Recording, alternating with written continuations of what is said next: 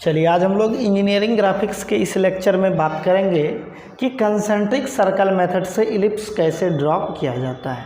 चलिए इसके क्वेश्चन को देखते हैं पहले किस प्रकार से रहता है। तो आपको रहेगा कि construct an ellipse,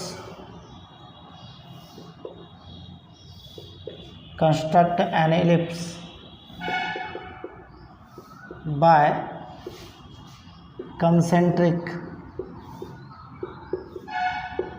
concentric circle method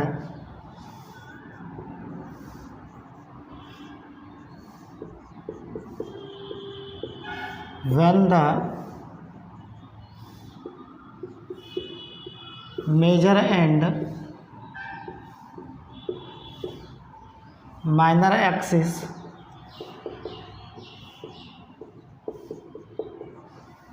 are 120 mm and 80 mm respectively।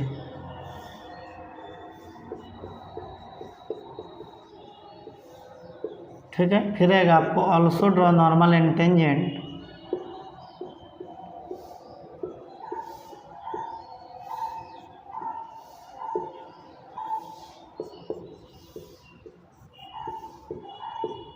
at any point on the curve।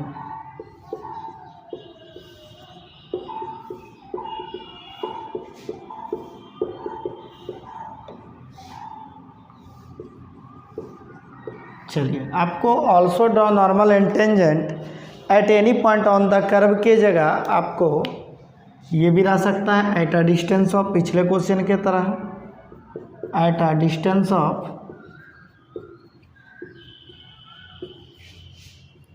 30 mm from the focus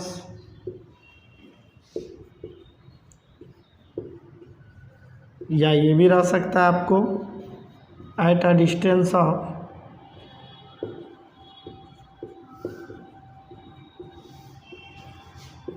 20 mm below या एबव, कुछ भी रह सकता है एबव द मेजर एक्सिस।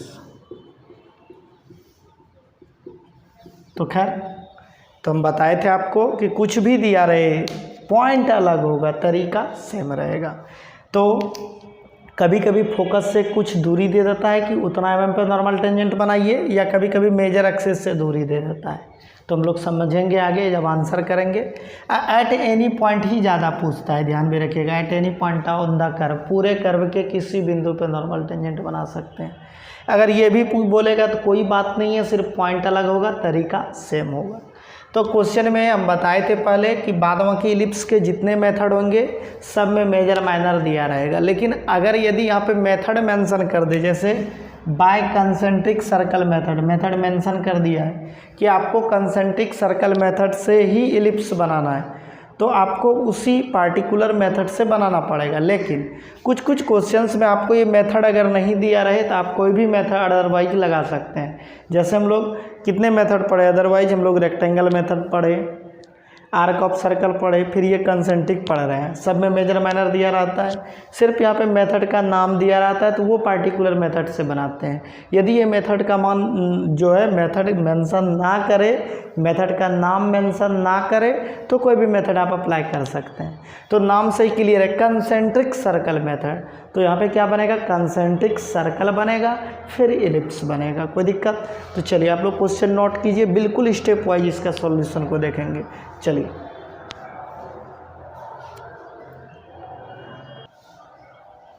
तो हम लोग क्या करेंगे, सबसे पहले ड्राइंग शीट पे जो भी नंबर होगा डाल लेंगे। उसके बाद यहाँ पे मेजर और माइनर जो दिया रहेगा, मेजर और माइनर, ठीक है, मेजर और माइनर को लिख लीजिएगा। मेजर यहाँ पे 120 है, माइनर आपका 80 है, जो भी है आप लोग लिख लीजिएगा, ठीक है। चलिए mm तक नहीं लिखना है क्योंकि बॉटम में लेफ्ट साइड कॉर्नर पे ड्राइंग शीट पे लिखते हैं all dimensions are in mm। तो जो आपका मेजर और माइनर लिख लीजिएगा, यहाँ पे जो भी नंबर होगा आप डाल लीजिएगा, ठीक है। चलिए, उसके बाद आपका पहला काम क्या रहेगा कि यहाँ पे आपको कंसेंट्रिक सर्कल बनाना है। तो कंसेंट्रिक सर्कल को पहले समझते हैं। देखिए, ये बोला है कि इलिप्स जो बनाना है आपको कंसेंट्रिक सर्कल मेथड से बनाना है। तो कंसेंट्रिक सर्कल पहले समझना पड़ेगा। देखिए, कंसेंट्रिक सर्कल क्या होता है कि सेंटर एक हो, सर्कल ज़्यादा होता है, उसको क्या कहते हैं? कंसेंट्रिक सर्कल कहते हैं। कि जब एक सेंटर से ज़्यादा सर्कल ड्रॉ करते हैं हम लोग, ठीक है, उसको क्या कहते हैं? Concentric circle. मतलब बहुत सारे सर्कल का जब सेंटर एक होता है तो सभी सर्कल्स आपस में कंसेंट्रिक सर्कल कहलाते हैं, ठीक है। तो आपको यहाँ पे 2 डाटा दिया हुआ है, मेजर और माइनर। तो एक बार क्या कीजिएगा, मेजर का आधा लेके एक सर्कल बनाइएगा और उसी सेंटर से माइनर का आधा लेके एक सर्कल बनाइएगा, ठीक है। या कह सकते हैं कि माइनर का आधा एक बार रेडियस लेके एक सर्कल बनेगा, ठीक है, उसके बाद मेजर का आधा लेके एक सर्कल बनेगा। कोई दिक्कत? 2 बार इसमें रेडियस लेना है। एक बार माइनर बाय 2 का रेडियस लेके सर्कल बनाइएगा, एक बार मेजर बाय 2 रेडियस लेके सर्कल बनाइएगा। तो चलिए हम लोग कंसेंट्रिक सर्कल ड्रॉ करते हैं। तो आप लोग क्या कीजिएगा, मेजर बाय 2 एक बार रेडियस लेके तो बड़ा वाला सर्कल बनेगा, एक बार मेजर बाय 2 लेके बड़ा सर्कल बना लीजिएगा, ठीक है। ज़्यादा रेडियस होगा मेजर बाय 2, तो जब एक बार मेजर बाय 2 का रेडियस लेके सेंटर हमेशा एक ही रखना है, तभी कंसेंट्रिक सर्कल होगा। तो सेंटर यही रहेगा, एक बार मेजर बाय 2 का सर्कल बनाएंगे, एक बार माइनर बाय 2 रेडियस लेके सर्कल बनाएंगे। तो आप 2 रेडियस लिए तो 2 सर्कल बन जाएगा, लेकिन सेंटर एक होगा। कंसेंट्रिक सर्कल आप ड्रॉ कर लीजिएगा। कंसेंट्रिक सर्कल कैसे ड्रॉ किए, फिर देखिए, एक बार मेजर बाय 2 को रेडियस बनाएं तो एक सर्कल बन गया, एक बार माइनर बाय 2 को रेडियस बनाएंगे तो मेजर बाय 2 कितना होगा, 120 है तो 60 होगा, एक बार 60 mm का रेडियस लेके सर्कल बनाएंगे, एक बार माइनर बाय 2 तो माइनर कितना 80, तो एक बार 40 mm का लेके रेडियस एक सर्कल बनाएंगे। कोई दिक्कत? तो यहाँ पे आप मेजर माइनर को भी दिखा लीजिएगा। तो डायमेंशनिंग कर लेते हैं पहले इसको। देखिए, डायमीटर के थ्रू बंद कर लेते हैं। ये आपका हो गया मेजर, चलिए, और ये आपका हो गया माइनर। पहले मेजर माइनर को दिखा लेते हैं। यहाँ भी देखिए, मेजर हमेशा हॉरिजॉन्टल को बनाए, मेजर हमेशा हॉरिजॉन्टल को बनाए, माइनर हमेशा वर्टिकल को। तो इसको डायमेंशनिंग करना बहुत इम्पोर्टेंट होता है। तो डायमेंशनिंग आप लोग कर लीजिएगा। तो इसको इधर प्रोजेक्ट कर देते हैं हम लोग, ठीक है। तो ये हो गया आपका माइनर। तो माइनर को दिखा लीजिए, माइनर कितना mm है, 80। तो ये हो गया आपका 80 mm। चलिए, नाम से ही क्लियर है, कंसेंट्रिक सर्कल। तो यहाँ पे कंसेंट्रिक सर्कल बनेगा, फिर इलिप्स बनेगा। तो डायमेंशनिंग कर लिए माइनर को। तो इसी प्रकार मेजर को भी कर लेगा। देखिए, मेजर जगह ऊपर है मेरे पास, तो इसको ऊपर दिखा लेते हैं। आप लोग के पास जिधर जगह हो उधर आप लोग दिखा लीजिएगा, ठीक है। तो यहाँ पे डायमेंशनिंग कर लीजिएगा।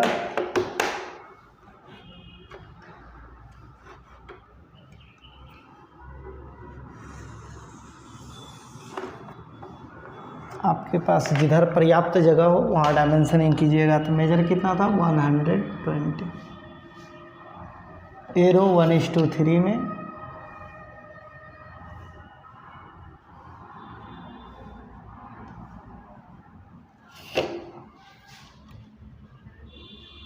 चलिए, जब कंसेंट्रिक सर्कल बन जाए, अब क्या करना है, यहाँ देखिए, यहाँ तक करने में कोई दिक्कत नहीं होना चाहिए। एक बार फिर से रिकॉल कर देते हैं, यहाँ तक में क्या क्या किए हम लोग।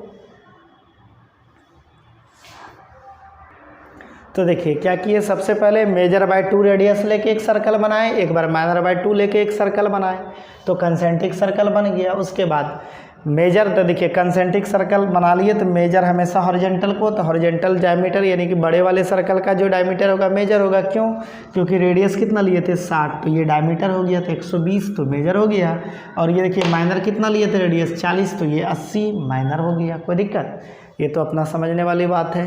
तो चलिए, इसको करने के बाद अगला स्टेप, सर्कल को 8 या 12 भाग में डिवाइड कर लीजिएगा, ठीक है। तो सर्कल को 12 भाग में कीजिएगा। तो देखिए सर्कल का सेंटर से सेंटर, यहाँ पर देखिए 360 डिग्री का एंगल बनेगा, ठीक है। एक सर्कल का सेंटर पे कितना डिग्री का एंगल होता है, 360 डिग्री का। तो देखिए इसको हमको 12 भाग में डिवाइड करना है, 30-30 डिग्री का एंगल पे इसको डिवाइड करेंगे। तो देखिए 360 हो गया, तो 12 या 36, प्रत्येक पार्ट कितना हुआ, 30-30 डिग्री का हुआ। तो आप लोग भी क्या कीजिएगा, इसको 30-30 डिग्री का एंगल लेकर इसको डिवाइड कीजिएगा। कितना डिग्री? 30-30 डिग्री। तो हम बता भी देते हैं आप लोग कैसे कीजिएगा, बहुत ईजी है करना। 30-30 डिग्री का एंगल बना के इसको डिवाइड कर दीजिएगा। हम लोग भी यहाँ पे इसको डिवाइड कर लिए। चलिए कैसे किए फिर देखिए। ड्राफ्टिंग मशीन में पहले हॉरिजॉन्टल वर्टिकल जो डायमीटर के थ्रू यहाँ पे दिखाए, मेजर और माइनर को दिखा लीजिएगा। तो देखिए एक बार ऊपर से 30 पे सेट करके दोनों लाइन से खींच लीजिएगा, एक बार नीचे से 30 पे सेट करके दोनों लाइन से खींच लीजिएगा, तो ऑटोमेटिक ये 12 भाग में डिवाइड हो जाएगा। आप जैसे भी करें, आपका मेन टारगेट रहेगा कि इस सर्कल को 12 भाग में डिवाइड करना है। चलिए नेमिंग भी कर लेते हैं। 1 2 3 4 5 6 7 8 9 10 11 12। चलिए इसको भी नाम दे देते हैं A B C D E F G H I J। कोई दिक्कत? चलिए यहाँ तक आपको करने में कोई दिक्कत नहीं होना चाहिए, ठीक है। चलिए अगला स्टेप। तो बड़ा वाला सर्कल का सरकमफेरेंस पे जितना पॉइंट है, देखिए बड़ा वाला सर्कल के सरकमफेरेंस पे कितना पॉइंट है देख सकते हैं, ठीक है। बड़ा वाला सर्कल के सरकमफेरेंस पे जो पॉइंट है ABCD है, A to J तक है, A to J तक है बड़ा वाला सर्कल पे पॉइंट, और छोटा वाला सर्कल पे पॉइंट 1 to 12 है। कोई दिक्कत? तो देखिए बड़ा वाला सर्कल पे जितने पॉइंट है सभी से परपेंडिकुलर नीचे ड्रॉ करना है। देखिए कैसे कीजिएगा। तो ड्राफ्टिंग मशीन को बिल्कुल हॉरिजॉन्टल यानी कह सकते हैं जो मेजर वाला लाइन है उस पर ला के कस लीजिएगा, कस लिए। अब देखिए ये स्केल इस पर क्या देगा 90, तो यहाँ से बिल्कुल परपेंडिकुलर प्रोजेक्ट करना है। बिल्कुल कंडीशन है वो सर्कल से बाहर नहीं जाना चाहिए, वो लाइन हमेशा सर्कल में प्रोजेक्ट करना है, सर्कल से बाहर नहीं जाना चाहिए। तो किधर प्रोजेक्ट करेंगे? नीचे, ठीक है। बिल्कुल परपेंडिकुलर आना है। देखिए यहाँ पे नीचे जाएंगे तो सर्कल से बाहर हो जाएगा, सर्कल में रहना चाहिए तो ऊपर जाना पड़ेगा इधर से। फिर से सीखिए, जितना बड़ा वाला सर्कल के सरकमफेरेंस पे पॉइंट है सभी से परपेंडिकुलर खींचना है, लेकिन वो लाइन सर्कल के बाहर नहीं जाना चाहिए, वो लाइन सर्कल के बाहर नहीं जाना चाहिए। देखिए तो यहाँ से कहाँ नीचे ड्रॉ करेंगे, नीचे। ऊपर क्यों नहीं गए? क्योंकि ऊपर जाएंगे तो सर्कल से बाहर हो जाएगा। सर्कल में या कह सकते हैं सेंटर की तरफ हटाइए, सेंटर की तरफ परपेंडिकुलर लाइन ड्रॉ करेंगे। परपेंडिकुलर किस पर? मेजर पे परपेंडिकुलर। तो मेजर पे परपेंडिकुलर सेंटर की तरफ लाइन ड्रॉ करेंगे। कहाँ से? मेजर, यानी कि कह सकते हैं कि बड़ा वाला सर्कल पे जितना पॉइंट है, बड़े वाले सर्कल के पॉइंट पे जितना, बड़े वाले सर्कल के सरकमफेरेंस पे, ठीक है, बड़े वाले सर्कल के परिधि पर जितना पॉइंट, सभी पॉइंट से परपेंडिकुलर। किस पर परपेंडिकुलर? इस मेजर पर परपेंडिकुलर सर्कल में लाइन ड्रॉ करेंगे। तो सेंटर की तरफ कह सकते हैं, देखिए मेजर पे बिल्कुल सेट कर लिए थे ड्राफ्टिंग मशीन को, तो ये परपेंडिकुलर सब पे, लेकिन सेंटर की तरफ या कह सकते हैं सर्कल से बाहर नहीं होना चाहिए। तो यहाँ से देखिए नीचे की तरफ खींचेंगे तो बाहर नहीं आएगा, और इधर ऊपर की तरफ खींचेंगे तो बाहर नहीं जाएगा। कोई दिक्कत? अगला स्टेप। अब जितना छोटे वाले सर्कल के सरकमफेरेंस पे पॉइंट है, जितना छोटे वाले सर्कल के सरकमफेरेंस पे पॉइंट है सभी से बिल्कुल माइनर के पैरेलल, बिल्कुल मेजर के पैरेलल लाइन ड्रॉ करना है।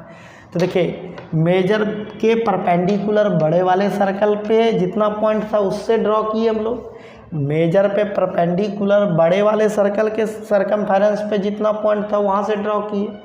लेकिन छोटे वाले सर्कल के सरकमफेरेंस पे जितना पॉइंट है वहाँ से हमेशा क्या करना है? मेजर के पैरेलल लाइन ड्रॉ करना है। तो चलिए मेजर के पैरेलल करते हैं।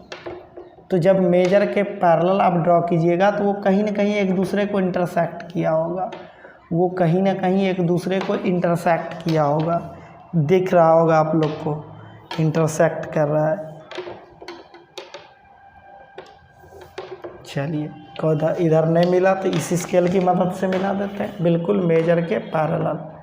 तो देखिए जब मेजर के पैरेलल ड्रॉ कीजिएगा तो वो दोनों लाइन आपस में इंटरसेक्ट होता है, आपको दिख रहा भी होगा इंटरसेक्ट किया है, ठीक है। देखिए तो जहाँ जहाँ इंटरसेक्ट किया सभी पॉइंट को नाम दे दीजिए और वही पॉइंट जो होगा मिला दीजिएगा तो इलिप्स का पॉइंट हो जाएगा P1 P2 P3 P4। तो चलिए यहाँ पे P3 ही आने देते हैं, ऑलरेडी यहाँ पे नाम है 4, ठीक है। यहाँ पे P4, यहाँ पे P5 P6 P7 P8। जितना पॉइंट मिला जब आप मेजर के परपेंडिकुलर और मेजर के पैरेलल, फिर से जब आप जो बड़े वाले सर्कल के सरकमफेरेंस पे जितना पॉइंट है जब उसके परपेंडिकुलर और छोटे वाले सरकमफेरेंस पे जितना पॉइंट है मेजर के पैरेलल लाइन ड्रॉ किए होइएगा तो सब एक दूसरे को इंटरसेक्ट करता है। बिल्कुल किया। अब सभी पॉइंट को फ्री हैंड से HB से मिलाते हुए आगे बढ़ाइए तो वो आपको बिल्कुल एलिप्स दे देगा। वो आपको बिल्कुल क्या दे देगा? एलिप्स दे देगा। आप देख भी सकते हैं।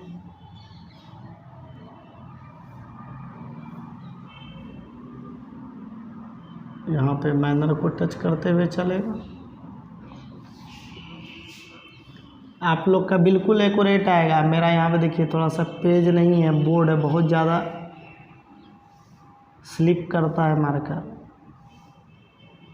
आप लोग बिल्कुल पेंसिल से हल्के हाथों से इसको मिलाते हुए आगे बढ़ाइएगा, बिल्कुल एलिप्स दिखने लगेगा।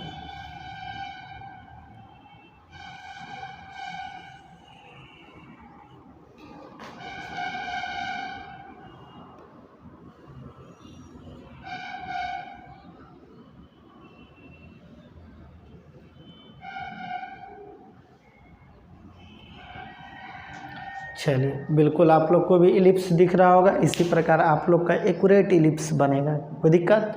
चलिए, जब इलिप्स बन जाए तब बात रहा नॉर्मल टेंजेंट का। तो देखिए नॉर्मल टेंजेंट के लिए रूल वही रहेगा, जिस पॉइंट पे आपको नॉर्मल टेंजेंट बनाना है उसको दोनों फोकस से मिला लीजिए। तो दोनों फोकस पहले निकालना पड़ेगा। तो फिर फोकस के लिए रूल मेजर बाय 2 का क्या करते हैं?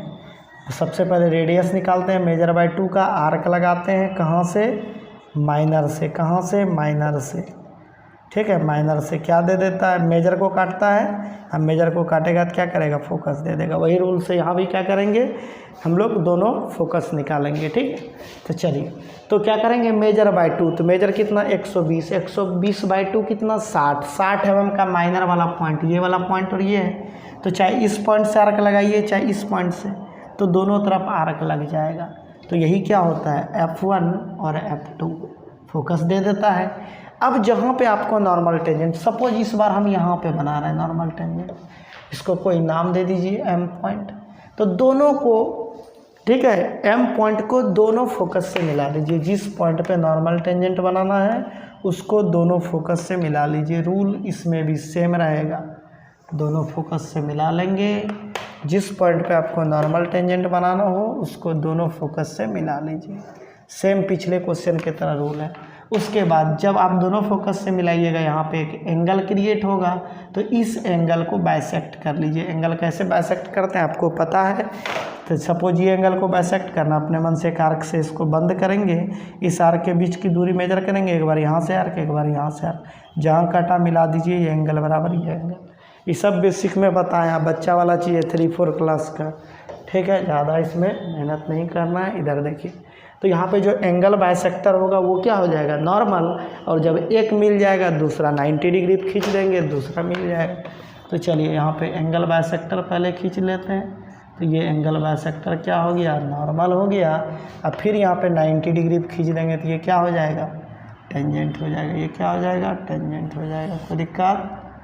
चलिए, मेरा देखिए एक से ज़्यादा पॉइंट पे टच हुआ, आपका नहीं होगा क्योंकि आपका एक्यूरेट एलिप्स बनेगा। तो ये T for tangent, N for normal.